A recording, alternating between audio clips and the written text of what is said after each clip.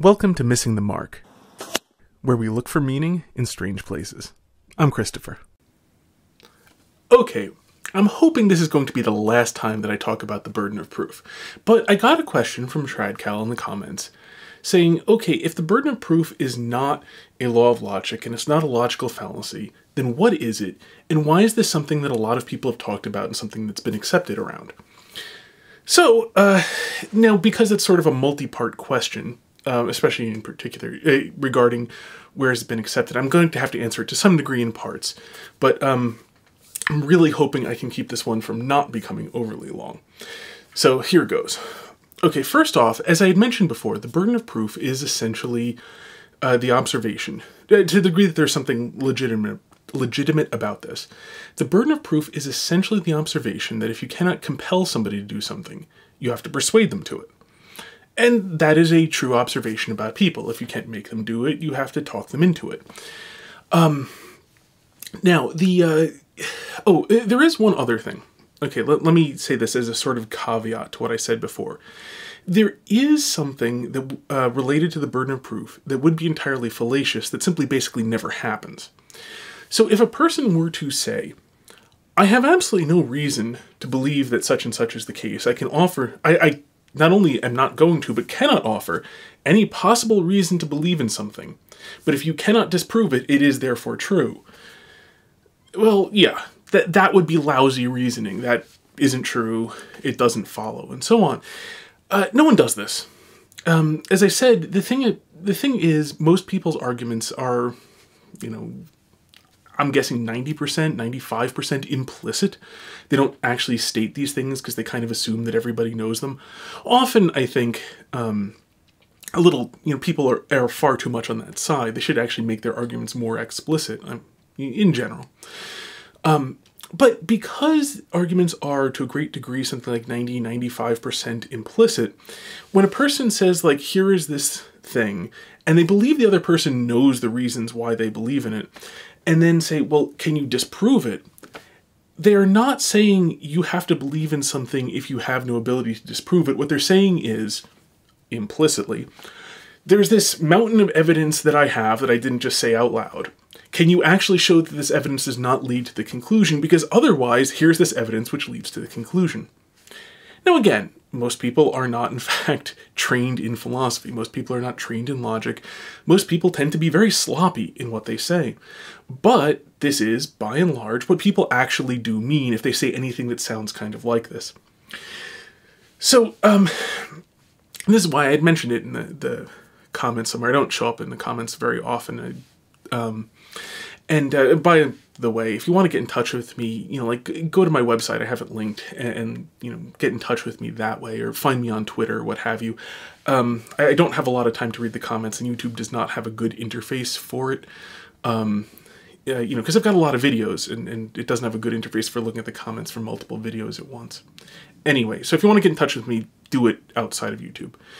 I may show up in the comments every now and again, but hard to promise. Anyway, as I had mentioned, the thing is, to some degree, it's essentially applying the burden of proof like this, where you discount all of the implicit part of somebody's argument and only look at the explicit part.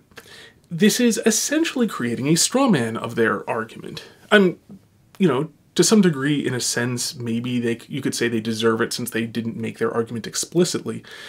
On the other hand, almost everybody who does this doesn't make criticizes it, does not make their argument explicitly either, so they're not in a really great position to throw stones. Anyway, so with that caveat out of the way, that there is such a thing, but it basically doesn't apply to anybody, anything that actually happens, and that almost all instances of trying to invoke this is in fact attempting to knock down a straw man. Possibly an unintentionally created straw man. I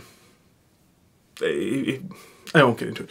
That'd be a digression. Anyhow, so if you look at the concept of the burden of proof, the most clear place you see this is in jurisprudence.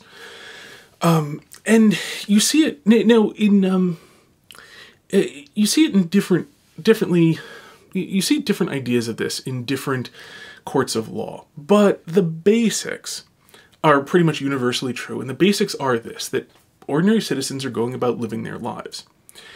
Then there is somebody, which we will call the prosecution, though it can be a private citizen, who claims that another person has transgressed a law such that the powers of those who enforce the law, that is to say people carrying swords or guns or what have you, should be used in order to punish the transgressor of the law. Now, at this point, the person who has been accused of transgressing the law has some, possibly including zero, ability to then argue, well, no, in fact, the case made by the prosecution is not in fact true. You should not use the force that you have at your disposal in order to punish me. This is the basics of all law. Now, and that can actually be something to the effect of, there's a, that guy's a murderer. No, I am not. And then you get your head chopped off. As I said, like any of these things can be very big or very small, but these outline the basic roles in any judicial system whatsoever. Sometimes they're collapsed too. You can have for example, a separate judge, or the function of judging can be separated from the people who have the weapons, but they essentially work together. The judge directs what happens with the weapons. You can even in some cases have the prosecution collapsed in, wherein you can have the judge, be witness to a crime, say, and then just using their judicial power, say, I saw this happen, he is guilty, end of story. So these roles can collapse, but these are the fundamental roles. And so if you look at this role, there's the question always inherently of how much evidence is required for the what is the threshold of evidence such that the prosecution has the ability, persuades the people with a force in order to act using this force. And at the same time, there's the question of how much, what is the burden of, or what is the threshold of evidence that the accused needs to meet in order to dissuade the people with force from using that force. Okay, so we have the prosecution who has to meet some level of evidence in order to invoke the power of the state. And you have the defendant, or the accused, who has to meet some level of evidence in order to dissuade this. Now, I'm speaking English, so I think most people will be familiar with, especially the American, I think the English system is similar, but especially the American system, which has the concept of guilty until proven innocent, where in theory, not as much in practice as I understand it, but in theory, what you have is that a very high standard of evidence which the prosecution has to meet, that they have to convince a jury who serves as part of the decision-making part of the power of the state, that beyond a reasonable doubt that a person has in fact committed the crime, and the defendant has a much lower threshold of evidence, that they simply have to establish that there is some reasonable doubt in the case that was made by the prosecution. Now, both people have something to prove. Moreover, in practice, as I understand it, in general, if the defense were ever to simply rest without doing anything, the odds of not being convicted are very, very small, because though we have this in theory in America, in practice, most people assume, well, first off, most prosecutors will put together some sort of persuasive sounding case. And second, most people assume that the prosecution would not have brought this case if the person was not in fact guilty, or at least very likely to be guilty. So the degree to which we actually have the presumption of innocence as a practical matter is far more debatable than as a theoretical matter. But that being said, so we say because the prosecutor has a great deal more evidence they need to bring than the defense does, that the burden of proof is on the prosecutor. However, when you look at this actually in practice, the prosecutor goes and makes a case, and in general, lawyers tend to be fairly persuasive people. There's a heavy self-selection bias involved. Once the prosecution has made a case, the defense then can rebut this case. And the reason why the defense doesn't always rest is because the prosecution will almost invariably make a reasonably persuasive case, taking the facts that they have, weaving them together into a narrative that makes sense, especially to people. Human beings tend to think in narratives, into a persuasive case. And so the defense then has the requirement at that point of disproving this because a reasonably good case has been set up. So you can say in the abstract that the burden of proof is on the prosecution to make its case. But that pretty quickly turns into the, if you don't want to call it the burden of proof, in any event, the defense has to meet an evidentiary threshold to convince people not to convict them. So whatever you want to call it, they still have to do a bunch of work in proving things. Now, it is true that if you had a prosecution that rested, they would never convict the defendant. That is true. You can have, however, but that's true in the American system because that's essentially where the thresholds of evidence happen to have been set. In other legal systems, as I understand it, the very fact that a prosecution has brought a case against somebody is essentially considered to have met the evidentiary threshold involved.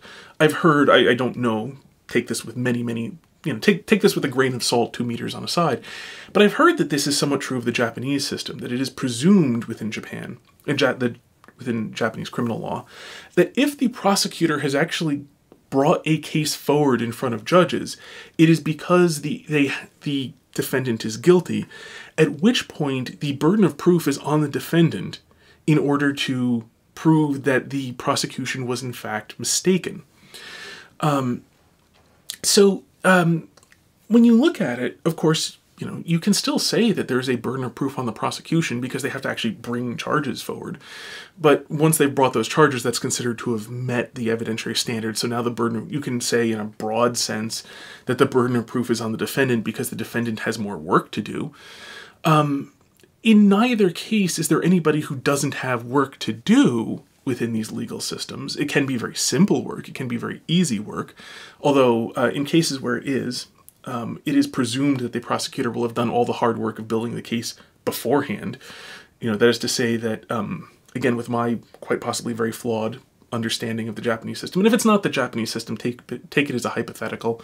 There can easily be such a system, and there have been within history. That within that system, the prosecutor is presumed to have, studied the evidence and looked at it and built up a convincing case, such that they don't particularly have to present it because it is presumed that they have already convinced themselves. It's assuming essentially good faith on the part of the prosecution.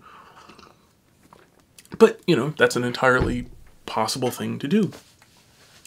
So it would be inaccurate to say that the burden of proof is a concept other than... It's not an official concept. It's not like one party has to produce something and somebody else gets to just sit there and then say no if they don't want to, and that's it. There's no place where that happens. And more importantly, in practice, you will never find a system in which one person can just sit there and say nothing and they just carry their way unless the other side has met some almost, superhuman, insurmountable, level of evidence. So... And by the way, just to be clear, when I say evidence, I mean actual evidence, like, in the sense that not empirical evidence, because you basically, there's very, very little in the way of empirical evidence you can ever have in a courtroom. Legal dramas where they do demonstrations notwithstanding, it's almost unheard of to have empirical evidence. You have a great deal more testimony in court. In fact, you have tremendous amounts of human testimony, the testimony of eyewitnesses, the testimony of experts, the testimony of, well, I'm sorry, I was going to essentially relist witnesses again. So, when I say evidence, I don't mean empirical evidence. I mean, evidence in the broader sense. That is to say, things that lead you to the idea that a conclusion is true, or lead you to the belief that a conclusion is true. And so, there's a burden of proof in the sense of any given legal system will have its thresholds, and you can say whoever has the higher threshold of evidence to meet has the burden of proof. That varies, and in any event, both people have to go and do, work to prove their side in practice. Is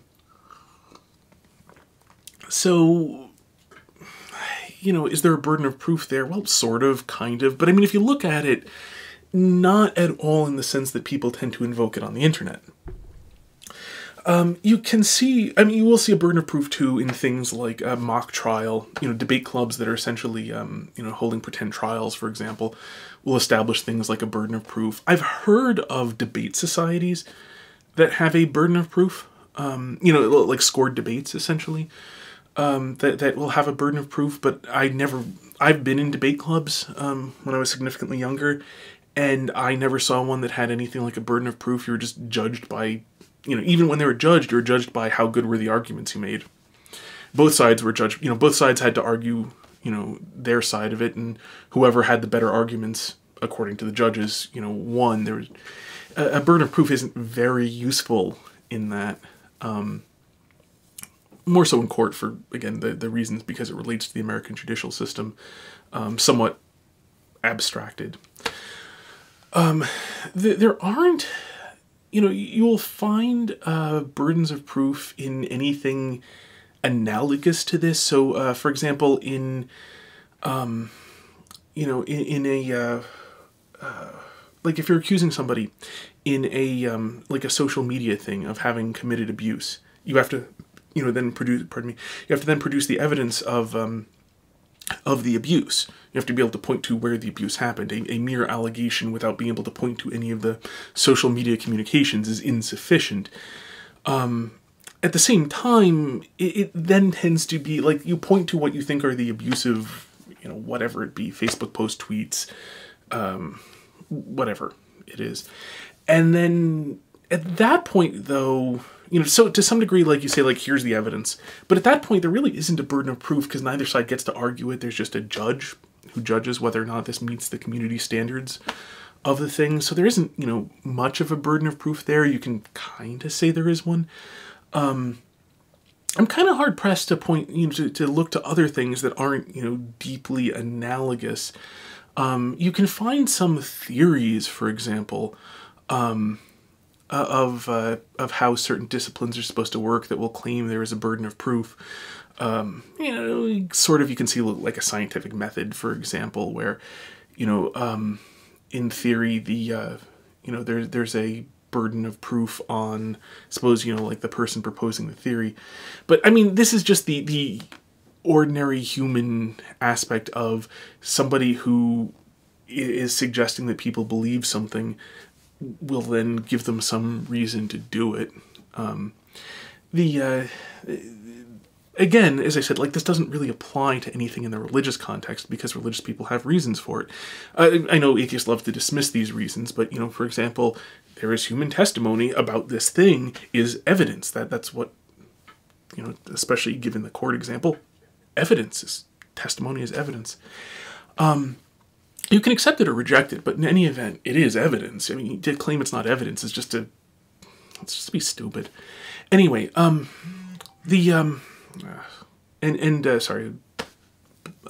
buzzer went off. Anyhow, I apologize. Someday I'll have the time to actually go and edit these things. The whole reason I'm doing this sort of, completely unscripted format is right now I have so very little time. And so this is very much in the category of not letting the perfect be the enemy of the good. Why will this thing not shut up? So I'm terribly sorry about that. And as I said, someday I will edit these things and make them better.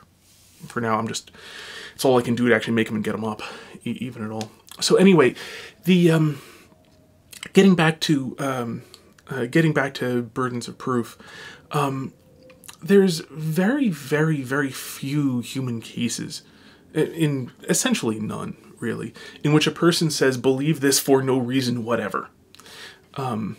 It's not related to human life. It doesn't actually happen. What you will find, I will certainly grant you, because I've seen plenty of idiots, in my comments, for example, saying that somebody is saying this for no reason, but this is simply that they, can't read, they can't understand what they hear or whatever.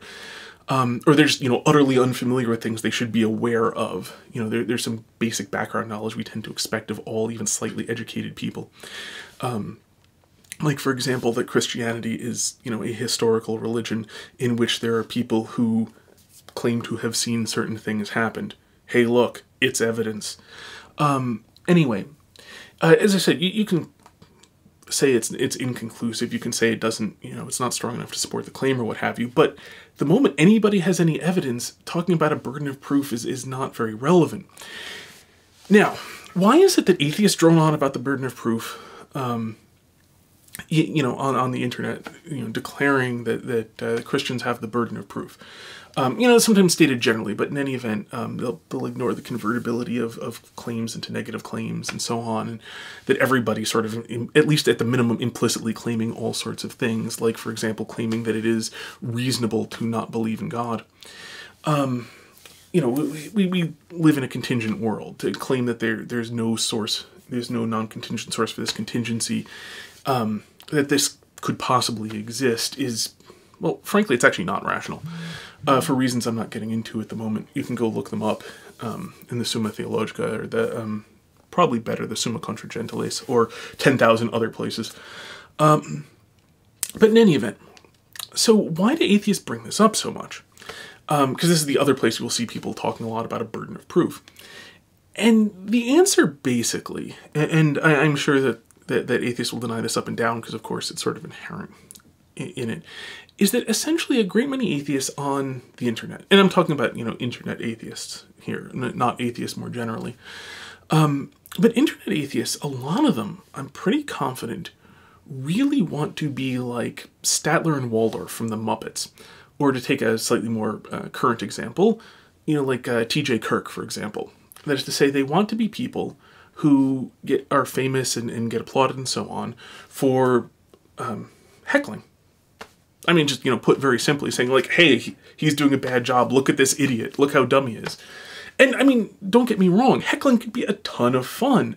I own something like 24 box sets of DVDs, box sets of Mystery Science Theater 3000. I mean, heck, I've done, I put out that one about, Legion, is it the world's stupidest movie? And, where I talk about some real points and so on, but yeah, I'm heckling that movie too. It's fun. Nothing wrong with having fun like this. Heckling, is an art form. Heckling can be a lot of fun and so on. So, I mean, I'm not trying to downplay heckling as a general thing. I do think heckling is always best done when it's done in a spirit of fun.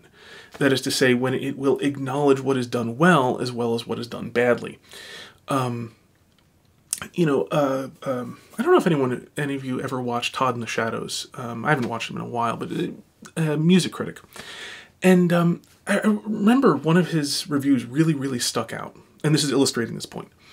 About heckling, that he was talking about Better Than Me or something like that by Mike Posner, Cooler Than Me by Mike Posner, and he mentioned, first off, it's got a riff that reminds me of Call Me by Blondie, and anything that reminds me of Call Me by Blondie is doing at least one thing right. And right there, that line when he praised it was a beat or a riff or something. I apologize. I just can't remember what it is. But that part where he praised that justified the rest of his review, because he went and actually appreciated something that Mike Posner did well in his video, in his song rather.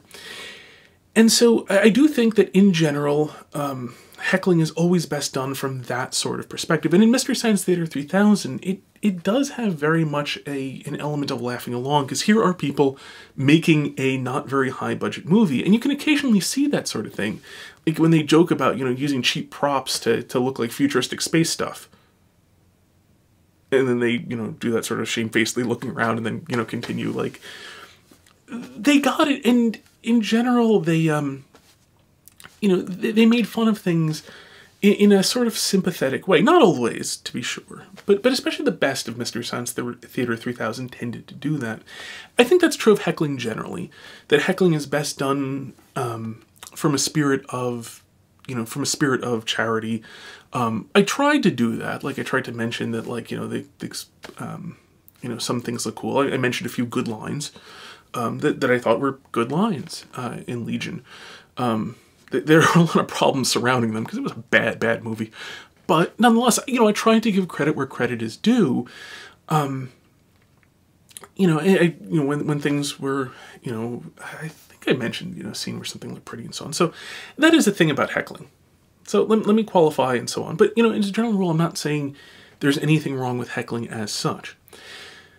The thing about heckling is you do need somebody to be performing in order to heckle them. And this is the problem that a lot of internet atheists have, is that they really, really want to be heckling somebody trying to prove God to them. And I get that. I mean, I get the urge to heckle, a lot of fun to make fun of people and look how stupid this is. And, and in fairness, there's some very, very dumb Christians in the world. I was actually told by a friend of mine about, it was a debate between, I think it was like Kirk Cameron, Ray Comfort versus some other people who may have been called like the God Squad or something, or maybe that was, I can't recall. But anyhow, in which he described this meetup as the world's dumbest Christians versus the world's stupidest atheists, in which, so I was told, Kirk Cameron actually held up a picture of the Duck-a-gator. That's the thing that, it's that Photoshop of a alligator's head on a duck's body, and said, look, this thing doesn't exist. If evolution were true, this thing would exist. So evolution is false.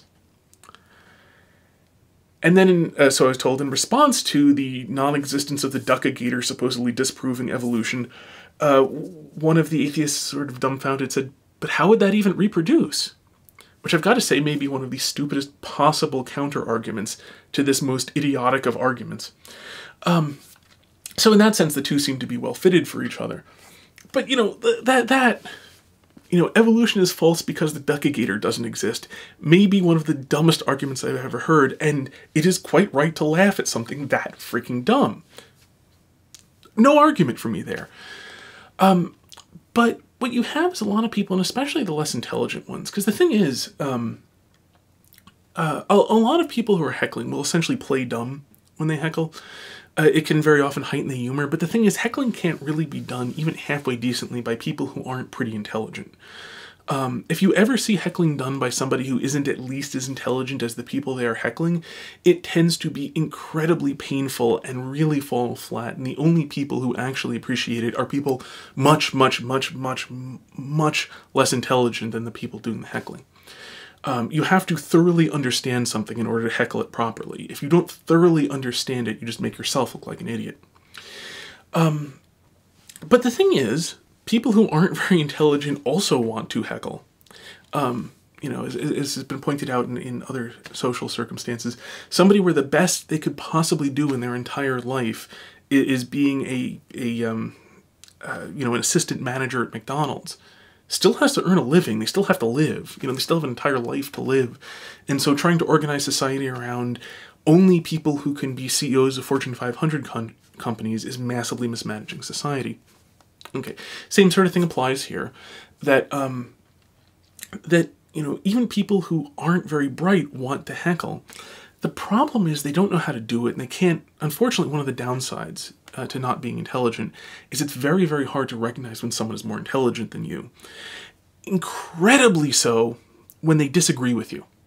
It's not so hard to recognize when someone who you agree with completely is more intelligent than you, because they can just explain things to you that you don't get, and give you additional things where you understand, about the things you agree with. Somebody where you disagree with, are they really stupid or a lot smarter than you? Well, you just have no particularly good way of knowing if you're not very bright yourself. Somebody who is extremely intelligent can adjudicate this sort of thing. But somebody who isn't just has no way of doing it. And if you're looking for people who disagree with you, you have no ability to evaluate as it goes. So, in any event, when you put this all together, so there are people who are looking to heckle who aren't very good at it and don't know how to do it. And you take all this and then you mix into that the fact that people want new material because the, 713th time someone reads through C.S. Lewis's Mere Christianity and goes like, wow, look at how dumb this is so dumb, I can't believe this is so dumb, etc. Ceases to be very interesting. As I understand it, actually, this is a problem that a lot of YouTube atheists actually have at the moment, is that, after a few years, there's only so much you can, take even new people and talk about how dumb they are saying the same things, because, there's not an infinite variety of arguments on either side. So the upshot of which, though, is that still, new people are vastly preferable to doing the same material as before. Because, if 13 other people have reviewed, C.S. Lewis's Mere Christianity, what does your 14th review have to offer? And so, people want there to be new stuff, and so they will essentially go and request Christians to, well, could you perform so I can heckle you? And the form this takes is like, well, hey, convince me that there's a God. And yeah, I'm sure, buried within all this, someone somewhere is being, vaguely honest about it. But the thing is, like, actually honest, real seekers tend to act very differently. I've met them. I've met them. There's some, people who really are, very honestly looking, very honestly searching. And those sort of people I'm very willing to talk to. The thing is, and something that really distinguishes them, one of the really easy ways to tell, is these are people who actually want to consider the idea, are they actually evaluating evidence in a consistent manner within their life? What they, one big way to tell is they ask the simple question like, they're willing to examine, like, I'm willing to believe that my girlfriend loves me. Well, how do I know that she loves me, though? Well, and obviously it's not by, simple empirical evidence. There's no scientific paper in a peer-reviewed journal that proves that your girlfriend loves you, etc. And so they're honest with themselves, like, okay, well, I'm willing to accept this here. And why am I willing to accept this here? And it's about something very important, something that, is very practical and affects a great deal of your life. And they're willing to think about that and think like, and where am I right? Should I be more skeptical here? Should I apply that same evidentiary standard somewhere else? They also tend to be willing to actually look into primary sources. They tend to be willing to consider arguments rather than just declaring them to have been debunked without ever having particularly understood the argument or seen them debunking. They're the sort of people. Well, I'm showing a slight bit of intellectual snobbishness here, but they're often the sort of people who can tell the difference between this argument is not conclusive and this argument doesn't, and this argument is invalid. For example, St. Anselm's argument, the argument that involves that which nothing greater than can be thought. If you actually understand what means to be thought, it's not that which nothing greater than can be described, but rather that which nothing greater than can be thought. That what St. Anselm's doing is embedding the existence portion of things into the fact that you who exist are doing the thinking. But the problem is for people who can only conceive of thinking in a purely imaginative sort of sense, rather than as anything more than that, they tend to misunderstand it. In any event, within Christendom, the general opinion tends to be, by the way, that St. Anselm's argument would only work for God himself.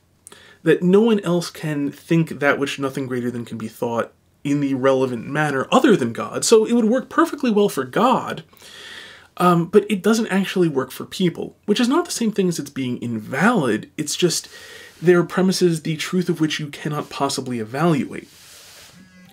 Understanding, I apologize about the buzzing, understanding that sort of distinction is, again, the mark of, somebody who's actually seeking, rather than just attempting to dismiss everything because they want to snark about it. So there are a lot of things like that distinguish people who are legitimately seeking from the sort of people who are essentially just saying, hey, dancing bear, dance for me so I can laugh at you. Relatedly, people who are legitimately seeking won't tend to, you'll see a lot of trolling in the form of emotional manipulation.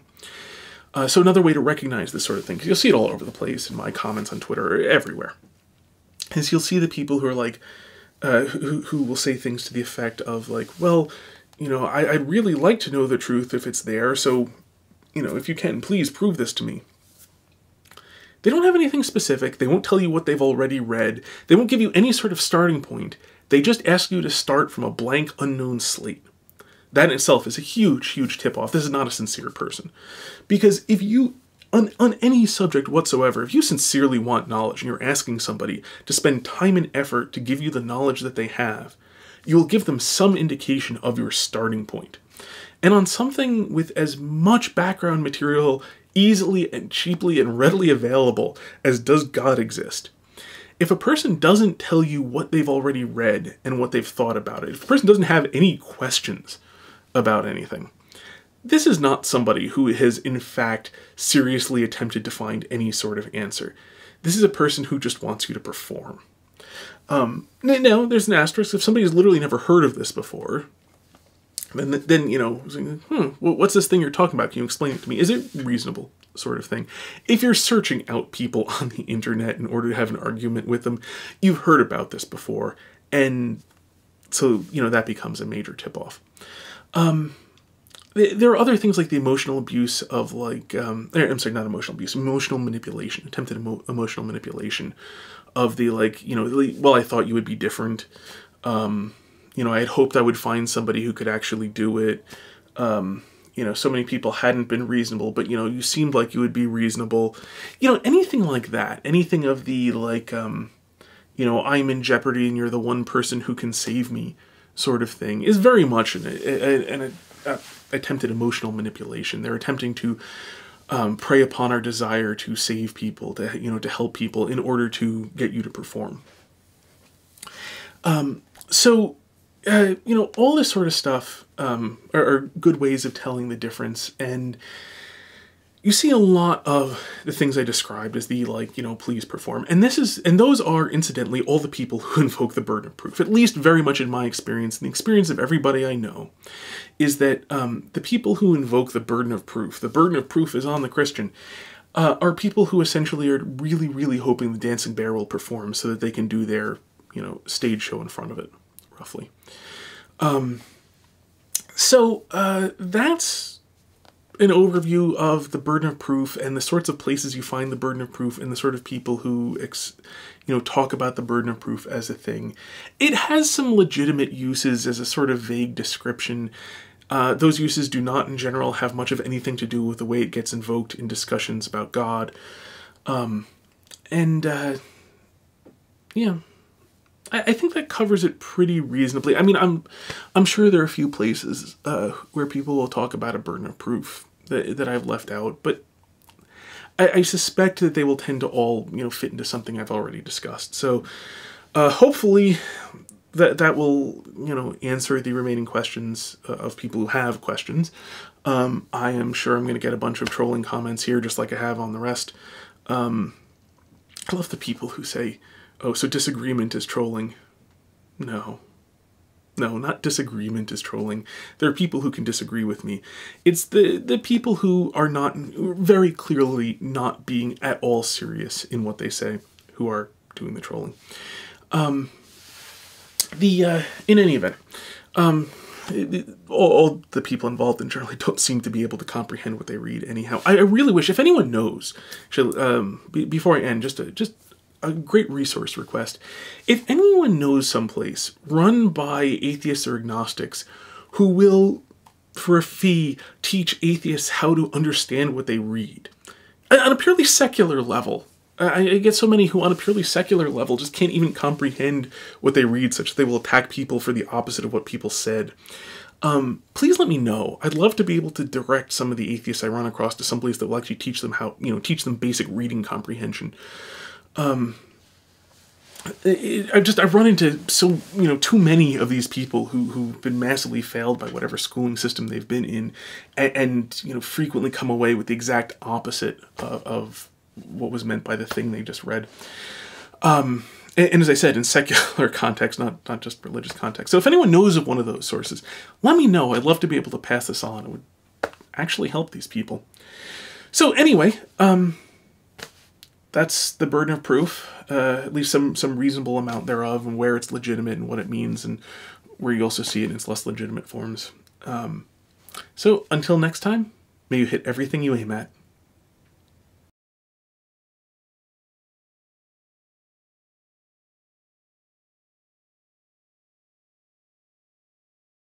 Welcome to Missing the Mark, where we look for meaning in strange places.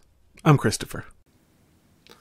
Okay, I'm hoping this is going to be the last time that I talk about the burden of proof, but I got a question from Tradcal in the comments saying, okay, if the burden of proof is not a law of logic and it's not a logical fallacy, then what is it? And why is this something that a lot of people have talked about and something that's been accepted around? So, now, because it's sort of a multi-part question, especially in particular regarding where it's been accepted, I'm going to have to answer it to some degree in parts. But I'm really hoping I can keep this one from not becoming overly long. So here goes. Okay, first off, as I had mentioned before, the burden of proof is essentially the observation, to the degree that there's something legitimate about this. The burden of proof is essentially the observation that if you cannot compel somebody to do something, you have to persuade them to it. And that is a true observation about people. If you can't make them do it, you have to talk them into it. Now, there is one other thing. Okay, let me say this as a sort of caveat to what I said before. There is something that related to the burden of proof that would be entirely fallacious that simply basically never happens. So if a person were to say, I have absolutely no reason to believe that such and such is the case, I can offer, I not only am not going to, but cannot offer any possible reason to believe in something, but if you cannot disprove it, it is therefore true. Well, yeah, that would be lousy reasoning. That isn't true, it doesn't follow, and so on. No one does this. As I said, the thing is, most people's arguments are, I'm guessing 90%, 95% implicit. They don't actually state these things because they kind of assume that everybody knows them. Often, I think, people are far too much on that side. They should actually make their arguments more explicit, in general.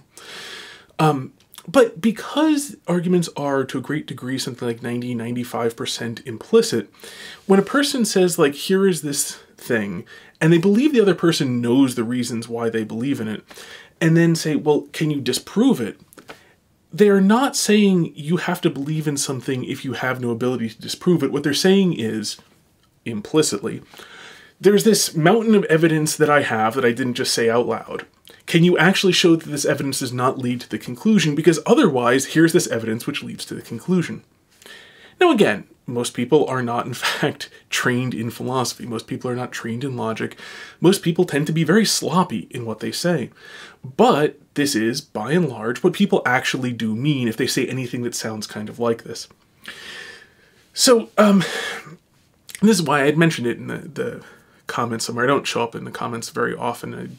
By the way, if you want to get in touch with me, go to my website. I have it linked, and get in touch with me that way, or find me on Twitter, or what have you.